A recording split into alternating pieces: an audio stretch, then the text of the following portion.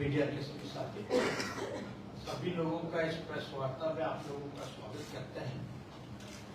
और जैसा माननीय वित्त मंत्री जी ने विस्तार पूर्वक जो है आप लोगों के समक्ष जो है बातें रखी हैं,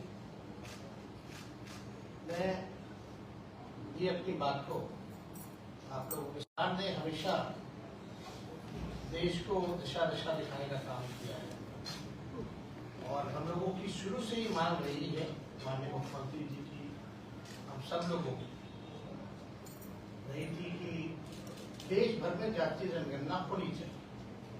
अब सब लोग, सभी दल के लोग जो है प्रधानमंत्री जी से मिले, लेकिन वहां से कुछ हुआ नहीं। तो तय यही किया गया था कि हम लोग अपने बलबूते राज्य सरकार जो है कराएंगे। और माननीय मुख्यमंत्री जी को धन्यवाद दिया जाता है कि एक ऐतिहासिक दिन जो 2 अक्टूबर का रहा, जो बापू का जन्मदिन हम लोग मनाते हैं, उस दिन जाति आधारित गणना, जाति की क्या स्थिति है वो जो है सरकार द्वारा पेश किया गया। और जब विधानसभा का सत्र पिछला चल रहा था तो पूरा रिपोर्ट जो है आप लोगों के समक्ष जो है रखा गया। भी है, आर्थिक स्थिति भी है, सामाजिक स्थिति भी है। और बिहार एक पहला राज्य बनकर के आया जिसका खुद का साइंटिफिक डेटा जो है किसी राज्य के पास नहीं है, बल्कि बिहार एक ऐसा राज्य है जिसके पास खुद की आबादी की पूरी जानकारी है।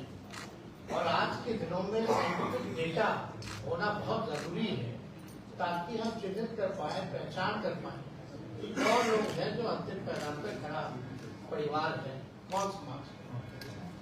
तो ये डेटा आप लोगों के सामने आ ही गया है, इसमें कि लगभग जो है आप देखिएगा कि इसमें स्थिति जो है सारी स्पष्ट कर दी गई है। तो हम आंकड़ों में ज्यादा जाना नहीं चाहिए, लेकिन जब पेश किया गया तो हम लोगों का सरकार की यही सोच है कि व्हाट विल बी नेक्स्ट, अगला हम क्या करें।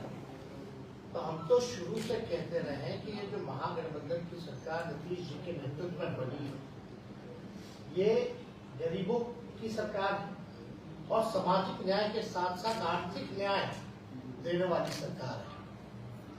और देश में अगर सबसे बड़ा दुश्मन अगर कोई है तो बेरोजगारी और गरीबी है। और हर एक सरकार की कोशिश होनी चाहिए कि बेरोजगारी और गरीबी से हम लोग लड़े। अब जब आंकड़े जब सामने आ गए हैं और हम लोगों का मानना है और आंकड़ों में भी ये स्पष्ट हो गया है कि हर जाति में जो है गरीबी, चाहे ओबीसी हो, ईबीसी हो, एससी हो, जाति के लोग हैं, उसमें भी जो है गरीबी पाई गई। अब हम लोगों ने तय यही किया और इसमें सर्वसम्मति से सब लोग ने भी, माननीय मुख्यमंत्री जी ने जब प्रस्ताव रखा हाउस में तो सब लोग तैयार हो गए कि बढ़ाना, तो आरक्षण जो है उसको जो है बढ़ाया जाएगा जिस हिसाब का हमको रिपोर्ट आया। उसमें एससी एसटी का भी बढ़ाया गया, उसमें पिछड़ों का भी बढ़ाया गया, ईबीसी का भी बढ़ाया गया। और क्योंकि ईडब्ल्यूएस पहले से ही सामान्य वर्ग के लिए 10% जो तय था वो तो हो ही गया, तो 50% से लगभग 65% जो है कर दिया गया, प्लस जो 10% जो 75% हम लोग जो है लगभग होना। अब हम लोगों को क्या करना है, कल्याणकारी योजनाएं हम लोग लाए।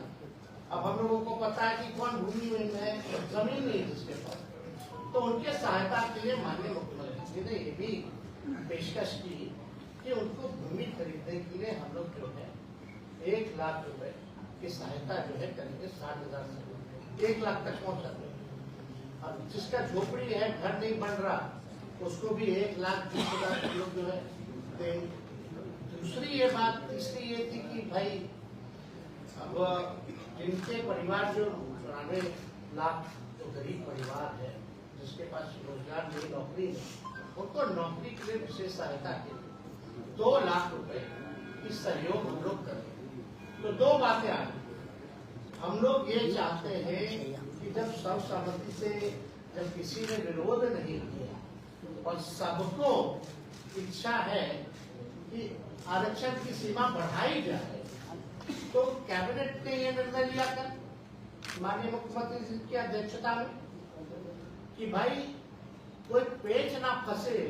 जिस हिसाब से जब हम लोग जातीय आधार गणना करा रहे थे, कई पेच आए सामने, इतने आसानी से नहीं हुआ, काफी दिन विलंब रहा, लोगों को लाभ पहुंचाने में हम लोगों को दिक्कत हुआ, रिपोर्ट पेश करने में दिक्कत हुआ। तो ये जब आरक्षण की सीमा अगर हम लोग बढ़ा रहे हैं, तो कोई पेज जो है किसी भी प्रकार का फंसना नहीं चाहिए। और माननीय वित्त मंत्री जी ने उदाहरण भी बताया, कई ऐसे मामले हैं जिसको शेड्यूल 9 में जो वो किया गया, रखा गया है। तो हम लोगों ने यही रिकमेंड किया है कि भारत सरकार जो है, जो आरक्षण की सीमाएं हम लोगों ने बढ़ाई है, उसको शेड्यूल 9 में जो है रखा है। और इससे पहले भी एक राज्य जो है तमिलनाडु, उनका भी जो है पहले से 69% था, उसको भी शेड्यूल 9 में रखा गया।